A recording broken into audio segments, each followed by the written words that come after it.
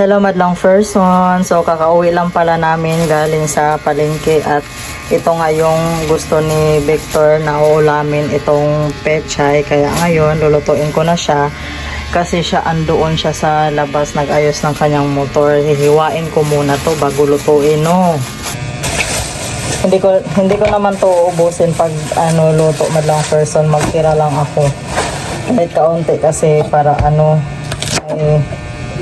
may karne kasi sa ref, baka rin namin, ihalo din sa pagluto sa karne, laga, ganun, laga or sigang.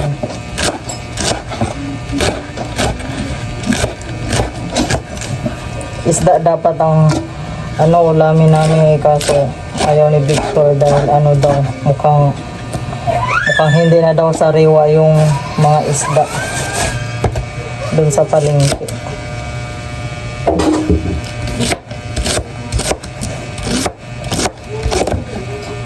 Kahapon kasi ulam namin karne. So, dapat alternate ba? Minsan karne, minsan isda, minsan gulay. Pangit na palaging karne. Karagaba. Parang nakakaano sa ating katawan. Si Jinjin tulog. Naantok na pala kanina, nagpunta kami sa palengke.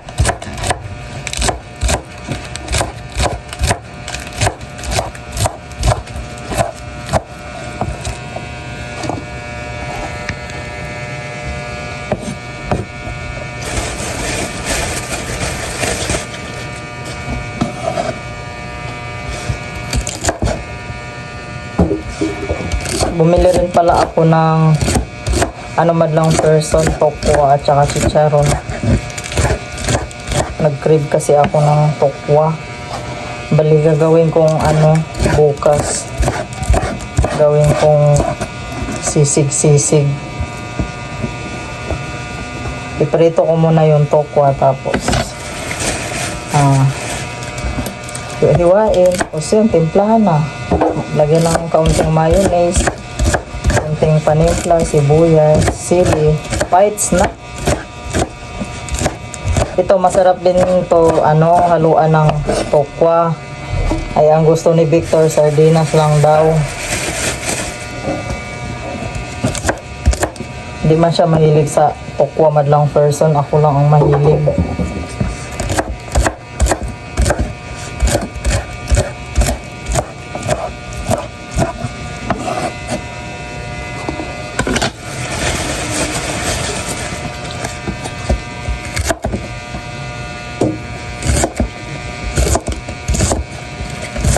Buti ang ganda ng pechay madlang person. Doon ko nga pala to binili sa suki namin. Maganda, malinis, tsaka walang masyadong butas-butas. Yung pinag-anuhan ng uod.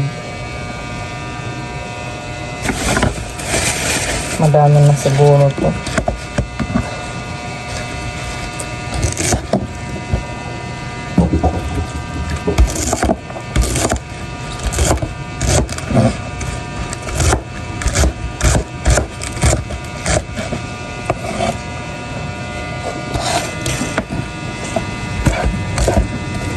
Naku, sardinas. Bawal pala ako sa sardinas. Allergy ko kasi madlang person, umaatake na naman. Bawal na talaga ako sa malalansa madlang person. Kasi umaatake na talaga yung pag-allergic ko sa katawan. Yung pula-pula, tas makati pa. At ito nga madlang person, may natiraso, pwede pa itong ipanghalo sa karne na sa ref. Bumili din kasi kahapon si Victor ng karne. Hugasan ko lang muna to, tapos ibabad siya sa asin. Lagyan ng kunting asin para yung maliliit na uod or insekto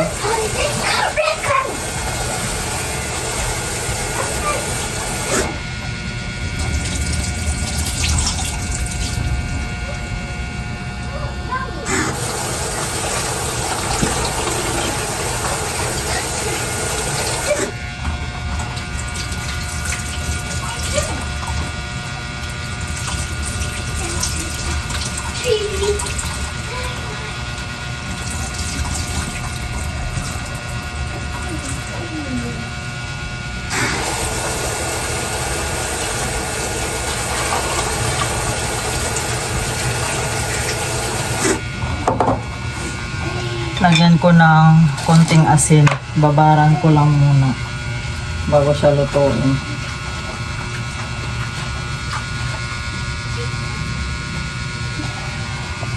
Palutuin ko muna tong madlang person, itong sinaing ko. Kasi baka pag sinabay-sabay ko pagluto pati yung ulam, baka biglang mawala ng gaas. Feel kasi namin madlang person, konti na lang yung laman ng gas. Dahil tawag yan, magaan na yung niya, tangke. Kaya unahin ko muna tong pagluto ng sinaing.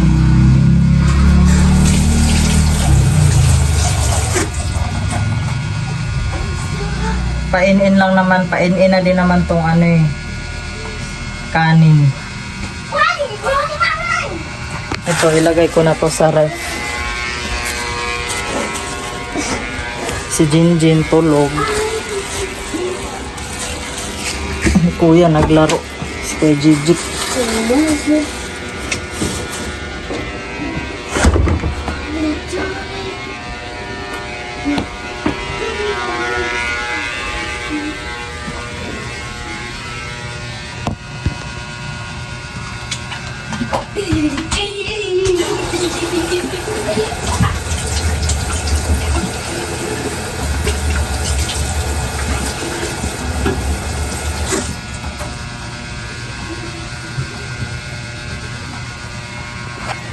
May bahaw pala madlang person, ipaibabaw ko sa sinaing para ito kanina ipaibabaw ko dito para mainit din.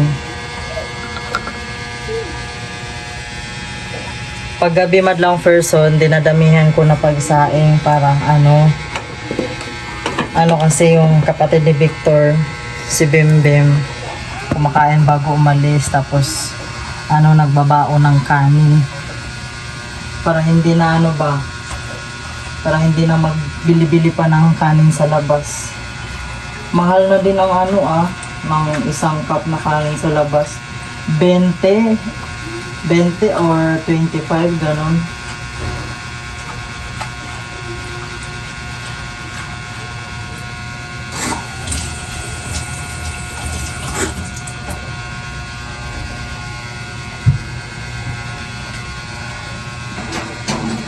Lutuin ko na yung pechay madlang person. Kaya luto naman ang kanin.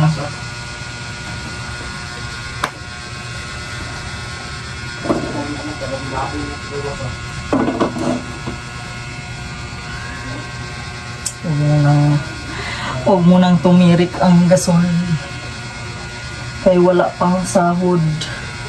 Wala pang sahod si Victor.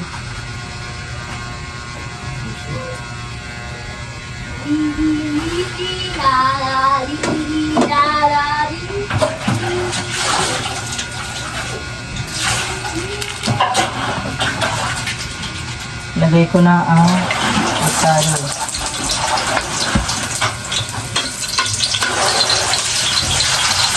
Lagay ko na rin po ang sibuyas.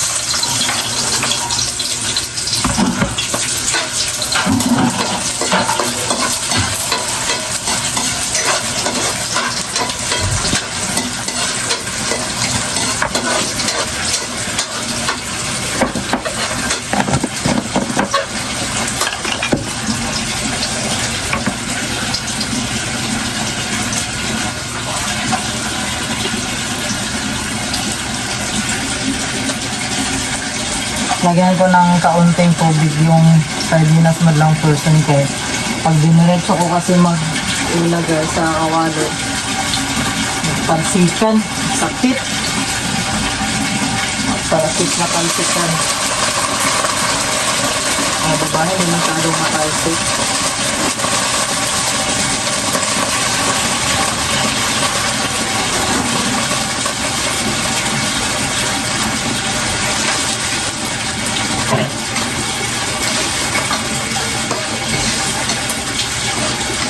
Konting sabaw lang kay sila lang naman ni Victor pa lang kakain nito. Kaya bawal man ako mga malansa. Takpan muna natin yung long person. Ayan, nailagay ko na yung sardinas.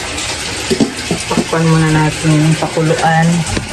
Pag kumulo na, ilagay naman itong pechay. O diba, ganun lang kadali.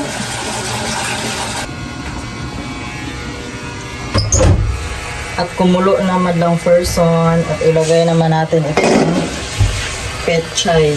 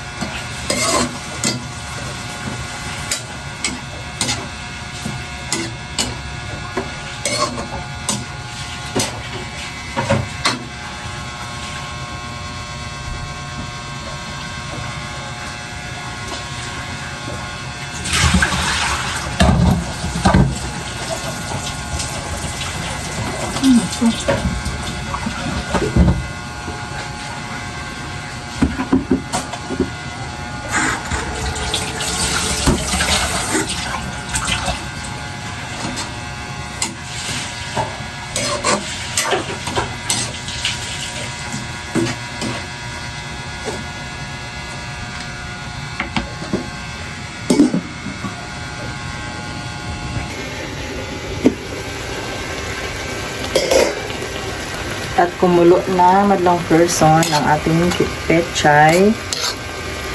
Titimplahan na natin siya. Huwag natin i-overcook kasi hindi masyadong masarap. Lagyan lang natin ng konting masarap lang ito madlang person. Maliit lang yung butas niya. Kaya baka akala nyo madami yan. Kunti lang yan. Tapos lagyan natin ng konting patis at saka liquid seasoning.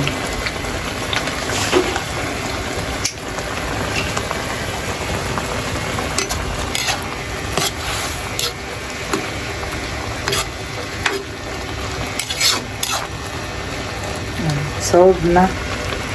At patayin na natin yung apoy madlang person. Nagkuha lang pala ako ng madlang person, konting tokwa kay wala man akong uulamin ngayon. Kay bawal nga ako sa sardinas dahil sa allergic. Ito hinaluan ko ng chicharon. Ba yan? Ito na madlang person, tapos ilagay ko yung sibuyas, sili. Anghang yan na. Lagyan ko rin ng kalamansi.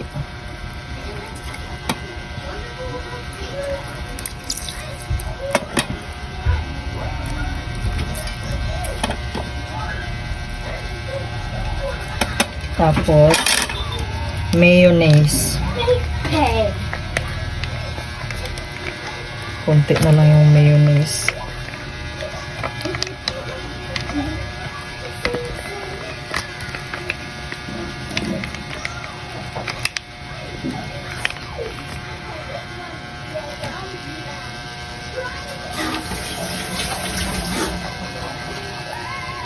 Lagyan ko rin ng konting panimpla.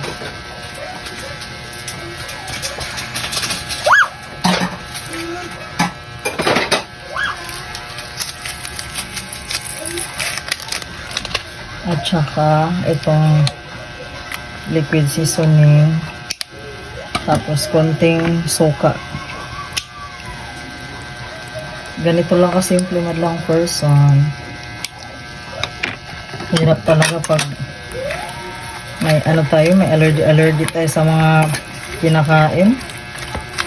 Minsan matrabaho, minsan mahal. Huwag na lang tayo kumain. Pag hindi rin tayo kakain, magkakasakit. Pastos din. Diba? Sakto lang siya madlang person. Sakto lang siya sa mayonnaise.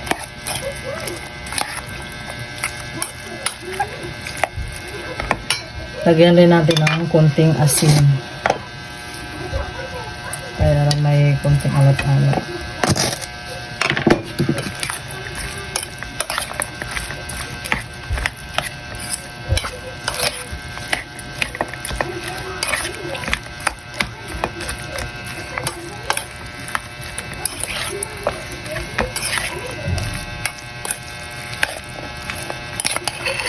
Ayun naman lang person, kakain na ako.